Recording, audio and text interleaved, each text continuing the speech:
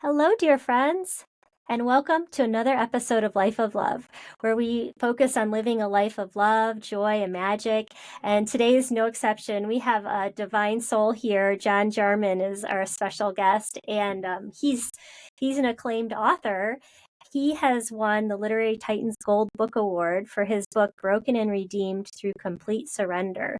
So he's going to share with us his story and how he came about writing this book and coming full circle into surrender and empowering others, coming from being in that place where he was knocked down to empowering other people to live their life of surrender and empowerment. And he's just a wonderful, wonderful person. And I'm just really honored to have him. He's a veteran of the Desert Storm. He served as a Marine and honor that. And he also went to school in my dear home state of Ohio.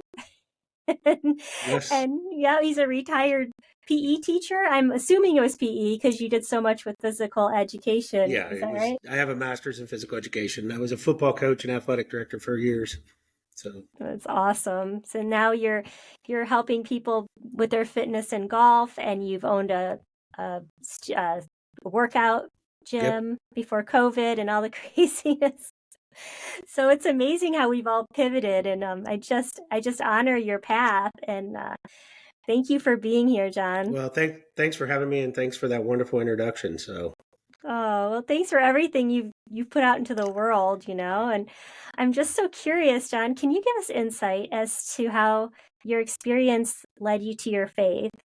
Looking back, what were like if you could share some critical moments that shook your life and made you come to where you are now, if you could highlight well, some things. yeah, and I'd say the biggest highlight was when I moved back to Washington in 2007. I saw a self-destruction behavior start to happen again, and I reached out to a counselor. And by the grace of God, I met Christina Holland, who we worked with for probably off and on for 10 years. And so it was through her guidance. And then about halfway through that process, I was able to meet my spiritual mentor, Scotty Kessler. And those two were the really factors as to how my faith grew and where I am today. And Christine's responsible for the book because she's the one that planted the seed back in 2014 that said, John, you need to write a book. And, I started writing it then, but I only got 5 chapters done, and I really didn't know where I wanted to take the book. And so it sat on the shelf until February of 2021. And so, and I'll tell the story of the book and then I'll get back to your question. So February of 2021, I was in my prayer and reading time in the morning and came across Hebrews 10:36, which says, when you're doing the will of God, you must persevere to get what he promised. And then about an hour later, I was in the gym doing my workout. And when I do my cardio, I read other faith-based books and I listen to worship music. And so one of my favorite authors is A.J. Swoboda, and I was reading in his very first book, and he was talking about doing the will of God, and it said in the book that no one told him if anybody would read his book or buy his book, he just had to write it. And I just looked to the ceiling and I said, okay, I get the message. I need to finish the book. And so I made a commitment to write 2 hours a day, and the book was done in 4 weeks. It's so And exciting to so, hear that because the synchronicities, right? And that's yep, what I'm always telling people, like, if you ask what you're supposed to yep, be doing and then just live your life, do the things you do, and you'll get affirmation, you'll get yep. encouragement, you'll Well, get the key on something. that is then you have to obey. Yes. Because when you obey, things happen and doors open. And to follow that up, I got signed on with an editor here in Washington, and Arlen ended up being a scout for Morgan James Publishing. We submitted my book to them September of 2021. I was accepted into their family. In March of 2022, I had 500 books sitting in my lap. And so it doesn't happen that quickly. I don't think if God wouldn't have been involved in that. So that's how the book came out. But to answer the question, the pivotal times was working with Scotty and working through some of the strongholds that I had from my past. In 2016, I was going through my business wasn't doing good, and my sister-in-law was in the hospital, potentially dying. I'd already lost my 2 older brothers, and then a young lady I'd been dating who was a Christian woman, we ended up breaking off a relationship due to some other circumstances. And so my life is just in a crumble, and I just fell down on the floor that one morning in November, and I just said, you know what, I'm done. I'm giving you all control. I can't do it anymore without you. And that was the hard part for me because I had controlled my life for so long. I didn't want to give up that control. In my early walk, I would, people would say, God, it's John, it's God's timing. And I'm like, no, I want God's timing still. And obviously that never worked out for me. And so when I gave up that control, that's when I started to see things differently. I started to see scripture differently. I had a thirst for the word, and so I talked with Scotty, and I enrolled in seminary school to get a master's of theology, and I'm about 8 hours shy of that, which I'll be going back probably later this year to finish. And that's what enabled me to write the book, I think, is the knowledge I acquired through all of that growth with Scotty in the seminary school. And I'm not saying everybody has to go to seminary, but the critical thing in your relationship with God is you have to know God, and the only way to do that is through a daily reading plan, because you have to spend time in the Word and you have to pray, and that's the only. And then, you start to have different views of Scripture. You start to see things differently, and it's a beautiful thing. If you'd have told me 3 years ago I would be preaching the gospel and written the book, I would have laughed at you.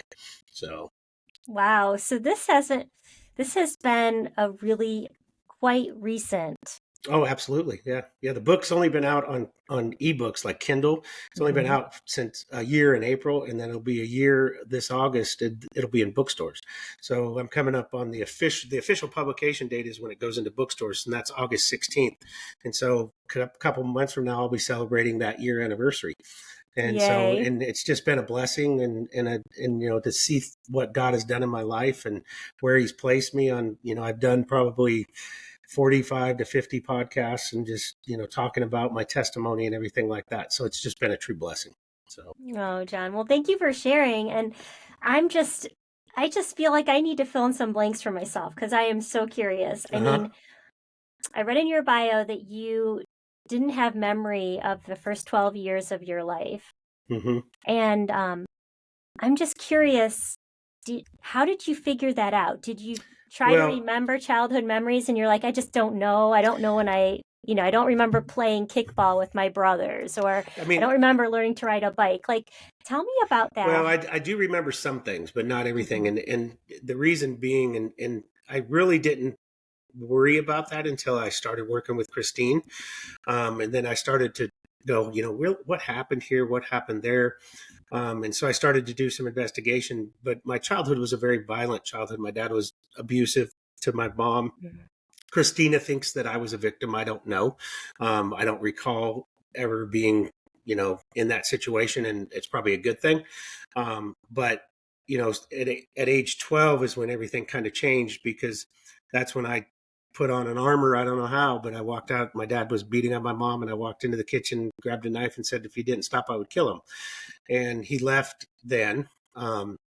And it was my mom and my three brothers left to survive. And so, from that point on, I controlled my life, and, I did whatever I wanted to do, kind of thing. And, I got involved, all of us got involved in the partying and the drug scene. And, I look back on my past, and, I regret some of the things I do, but it was made me who I am. Mhm. And, I sold drugs to get money, because I didn't, back when I was growing up, minimum wage was like $1.75. And I was like, I can make more money doing this. And so I did that. And it was a survival mode. Not proud of it looking back, but, it is what it is. And so, I did make amends with my dad. It wasn't until I was about 24 years old, I came home from overseas duty in Okinawa, and I flew to his house, and he didn't know I was coming. And when he opened the door, I punched him in the mouth, and he stood up and said he deserved it, and took me downstairs, and we talked for hours, and he showed me a lot of things that weren't true and things that were true. And so then I came back and had a heart to heart with my mom, and, that kind of started the resolve of that. But, it really wasn't until I started working with Christine that I realized that I didn't remember, because I got this really nice photo album from my grandmother, and it had childhood pictures. And I'm looking at these pictures going, I don't even remember this, Mhm. and it was just stuff when I was, 8, 9, 10. I'm looking at pictures. I go, I have no memory of this. And so that's how it kind of came about. Um, and, then as I started to figure out that I might be a survivor of abuse, I have 3 scars on my arm from a surgery I had when I was 8 months old. And so I was like, what happened? What caused this to happen? And there's 2 causes. So I had osteomyelitis. There's 2 causes to osteomyelitis. One is a severe case of pneumonia, or the other is a compound fracture. And so I'm going, okay, did something happen? So I started looking. I was born in Arkansas. So I started looking at the hospitals that were open in 1964 because I was 8 months old. And none of the hospitals have a record. One of the hospitals that I called, their warehouse where they stored microfilm, it caught on fire and they lost half their microfilm. So my record could have been in there, but I have no record of me being in the hospital. I have 2 major surgeries and 3 scars on my arm to prove that I was in the hospital, and there's no record anywhere.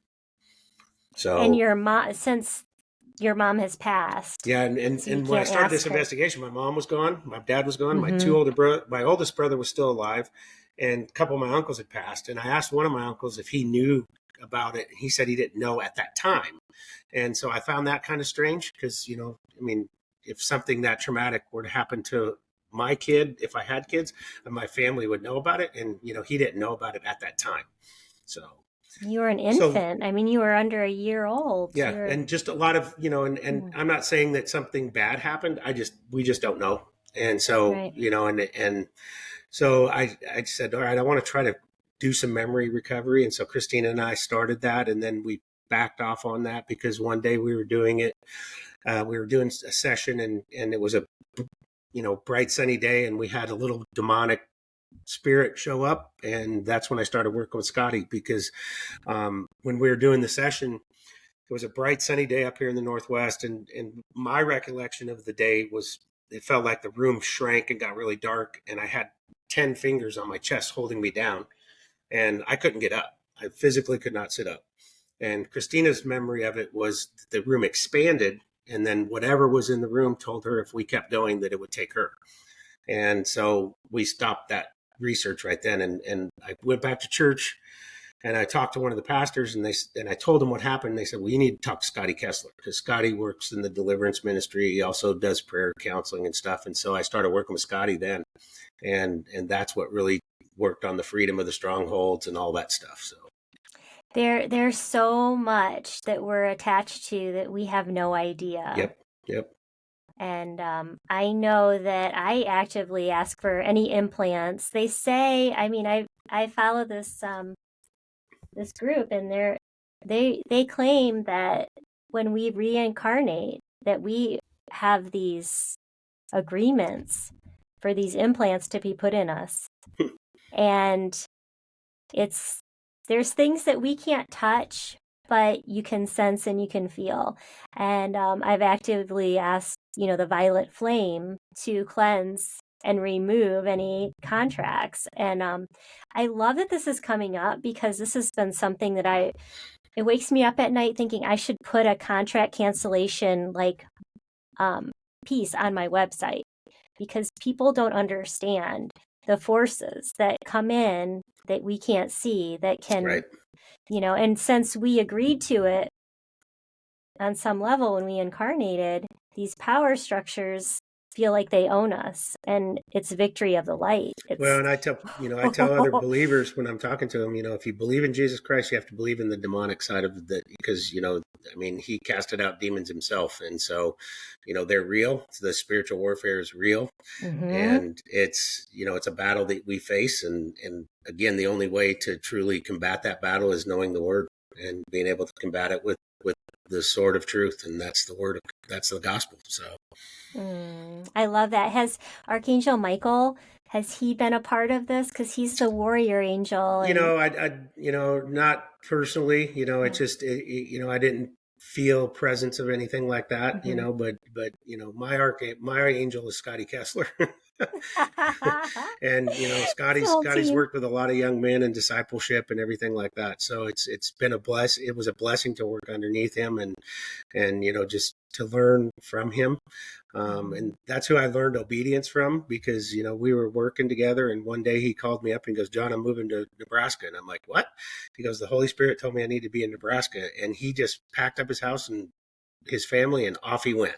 And I was just like, okay, that's true obedience right there. Mm. And so I try to model that after him, and he was a great role model for me. We stay in touch, and and it's been a blessing. So Oh, I love that. I love that. And it's what blows my mind is that if there's people who follow a strong religious path, and then there's people that follow more like spiritual. hmm And it's interesting when the worlds they intertwine, and the testimonies match up, hmm and it's all about love and light yep, and casting out that doesn't serve love, that doesn't right. serve your light, that doesn't serve God or the Well, I highest mean, good. the It's greatest commission Jesus gave us is to love our neighbor as ourselves. So he told mm, us to love and then go make disciples of all nations. So, and that's kind of what I'm doing with the book, because it's creating a discipleship ministry for me, and sharing my testimony to help other people who've, been down similar paths, or paths close to mine, and how it gives them hope. I hope that, they receive hope from the book, because they know that, if I made it out, they can make it out too. So. yeah. And then did your experience in Desert Storm, has this added to your, the depth of your commitment to your service? I mean, what were Well, I your mean, experiences being a there? Marine, the Marine Yeah. Corps saved my life, because it got me out of the drug world. Mm. Because if I'd have stayed where I was, I'd probably be dead or in jail. And so that was my rescue path out of that. And, I chose the Marines because at the time, I felt they were the best in the, fighting and all that. And plus they have the best uniforms, in my opinion. And so, and just, serving 4.5 years and serving my country, that was a true honor. And that led to, having a better discipline, it led to leadership, because I became a football coach. I wanted to be a coach to help kids not go down the same path I went down.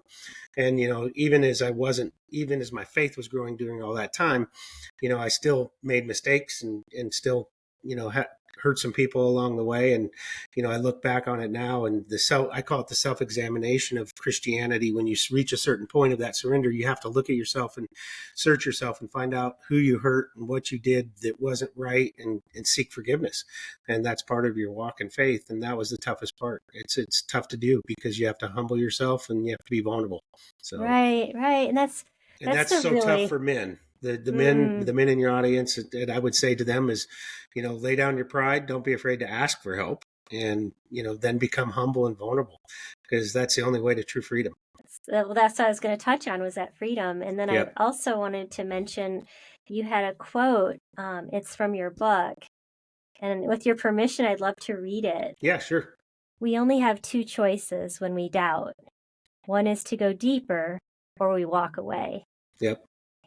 And that to me it's a choice point, right? and Yeah. and once you make that decision, you're all in. Yep. You're not just going with the flow. You're like, no, No, I had doubt. you gotta jump off the cliff head first and land in the ocean. So. Yep. Yep.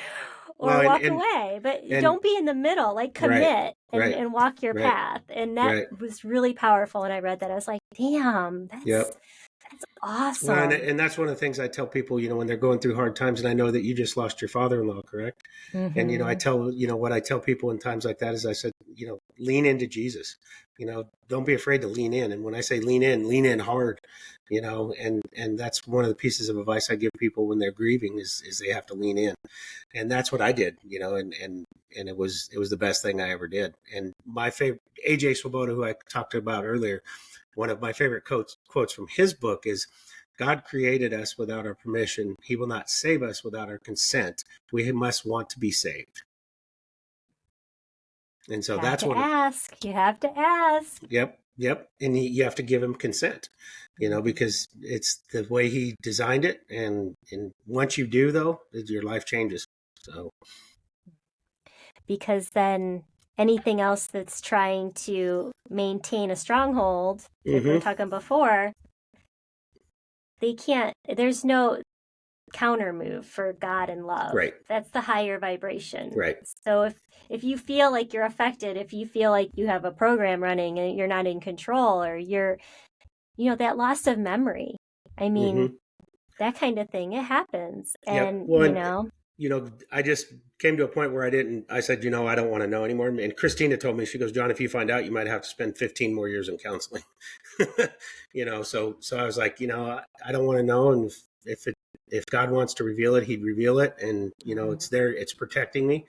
And so I just move ahead. And, it took a little bit of time to let go of that because I really wanted to know. But it was, once I let go, it's been a lot easier. So again, it comes back to that surrender. Yeah. And, Yep. trusting that what you need to know will come when you're Right. ready for it. Right. And it might be just something that'll just come through when, at the timing. Right. Oh, wow. And I got the sense that you wouldn't have had the courage to go punch your dad in the face if you hadn't been a Marine and served and had that pride. Yeah, I don't Or, know. I just, that's something, like I said, I grew up in a violent home. That's all I knew that's how I knew how to resolve conflict for a while. And, I had a pretty quick temper, and that cost me my 8th grade year. I had to repeat 8th grade because of my temper. And so, I think I probably still would have done that. I don't think I would have done it now because of my faith and where I'm at, because I'm a different person than I was then. But it served its purpose. And, my dad used to call me every Sunday after that, and we'd have a conversation every Sunday morning. And, and when he passed away and that first Sunday came and the phone didn't ring, that was tough. I was like, wow, I'd almost call this phone number just so I could hear his voice, but that was a tough time. So, I know. And I'm glad that we made amends, and I'm glad that we had a relationship as adults. So, right. And it took a lot to face that. He was sort of a demon of your childhood, but you wanted some resolution. And he realized his mistakes. And I mean, my stepmother and him were together longer than my mother and I. He never abused her, and he realized his mistakes. And one of her daughters, she had 3 daughters, and one of her daughters was a drug addict and used heroin, and she died on the delivery table. And so Millie and my dad raised that child. And when I watched my dad with that child, it was like he was trying to make amends for the mistakes he made. And that's the way I looked at it, because he was super good. I didn't get jealous because, I didn't go, I wish I would have had that.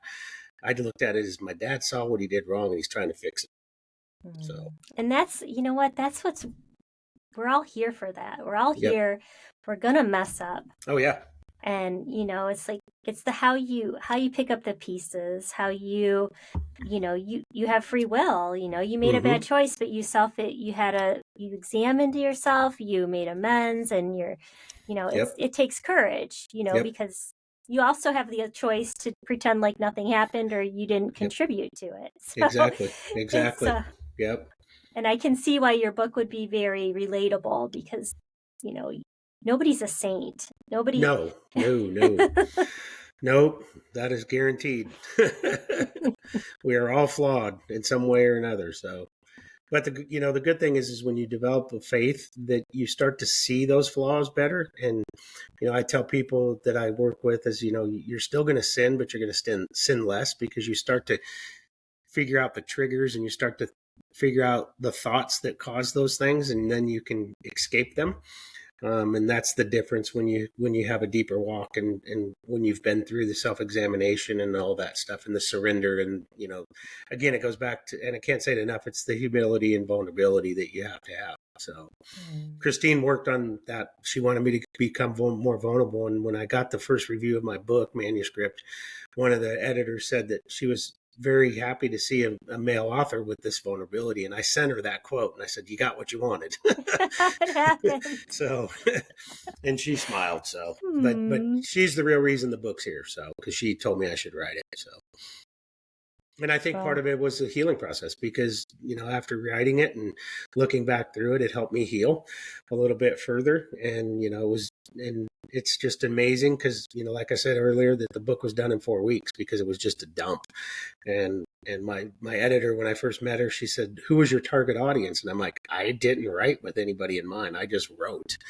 And so I said, anyone. And she goes, you can't say that.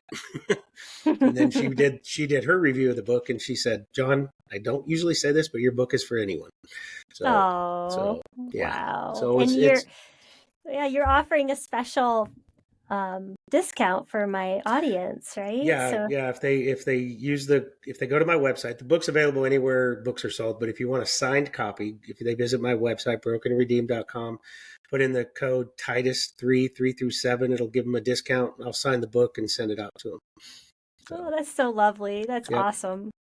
And then they could see everything that you're working on, yep, and so that's a blessing.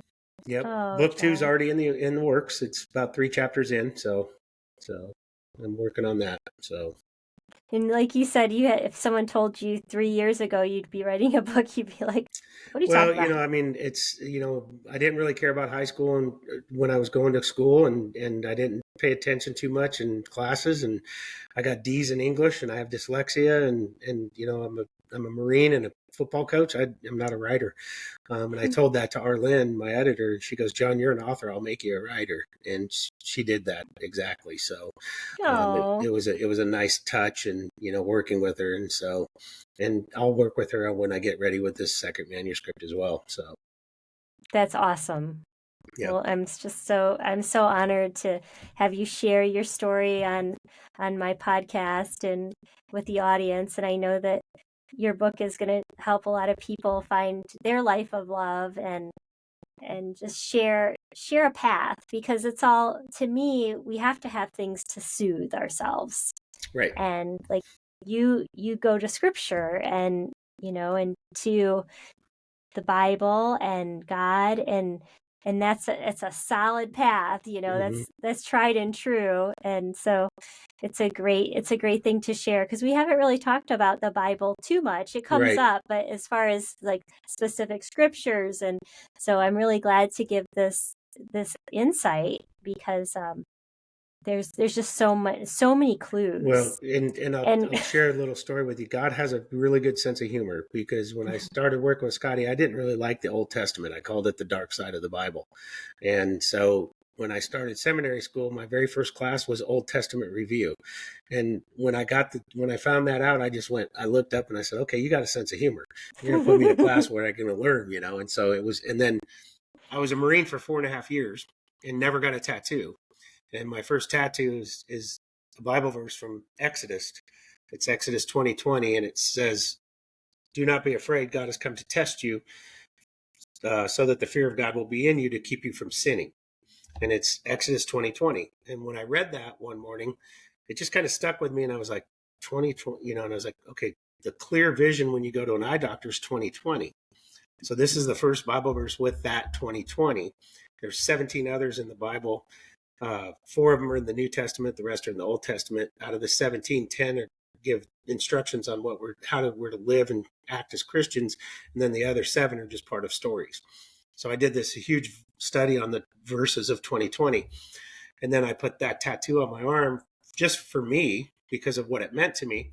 But it's a great starter, because now when I shake hands with people, they see the tattoo and they ask about it, and so it gives me an immediate opening to share my testimony and to present the gospel to them if they're not a believer. So that's definitely sparking. And yeah, I love numbers and yeah, numerology, and the love your neighbor as yourself. yep. That's really great, because it tells you that you're loving yourself is really important too. Well, and you Like, have to love yourself before you can love others. And there mhm. was a lot of times, and I shared this before in other podcasts, when I looked in the mirror in my previous life, before my faith got this strong, I'd look at myself in the mirror and I didn't like who I saw.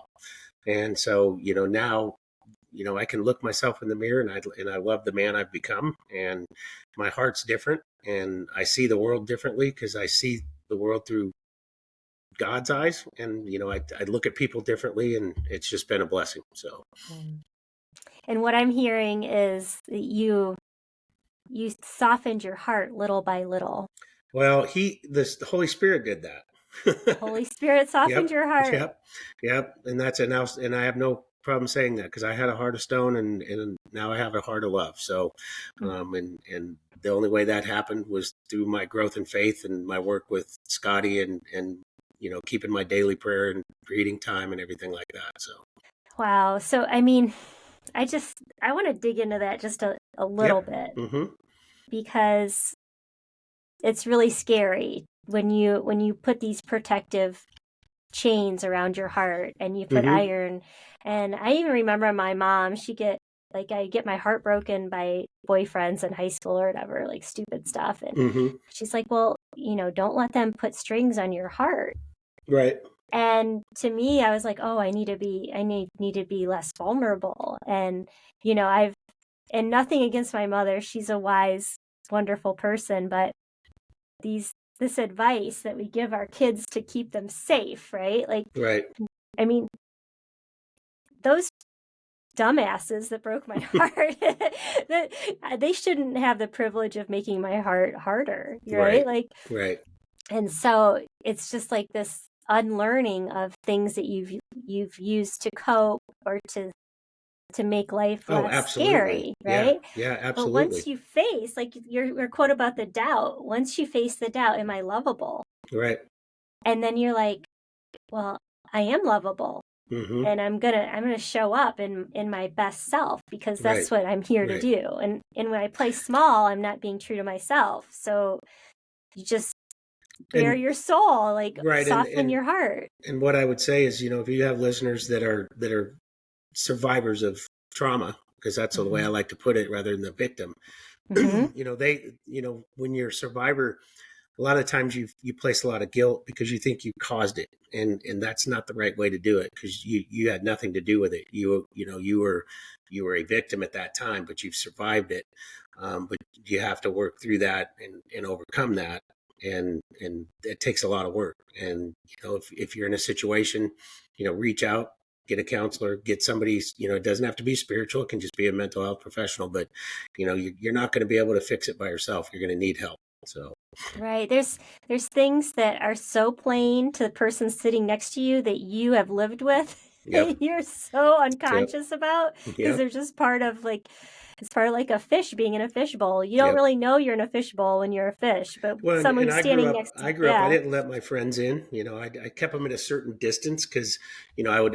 I was afraid that if they knew what I was going through, that they would leave me as a friend, and that was stupid. But that's the way I felt.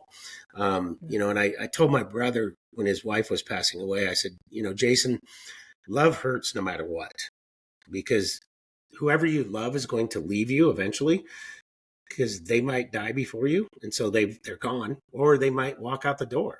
And so the love has a price, and love's going to hurt, and you have to be willing to pay that price and accept that pain, because it could happen. The only way it doesn't hurt is if you die first, and then your loved ones, they're the ones that are going to have the pain.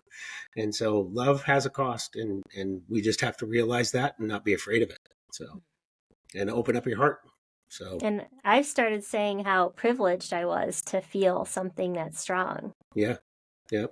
What a gift it was to have that. And you don't Yep. own anything. Nope. Nothing's owned. Nope. We're just experiencing it. Yep. And you can choose to experience it fully or you can hide in the shadows. And so it's your choice. And Yep. I say this till I die. Every day's a chance to live the life of your dreams. So Absolutely. Yep. Absolutely.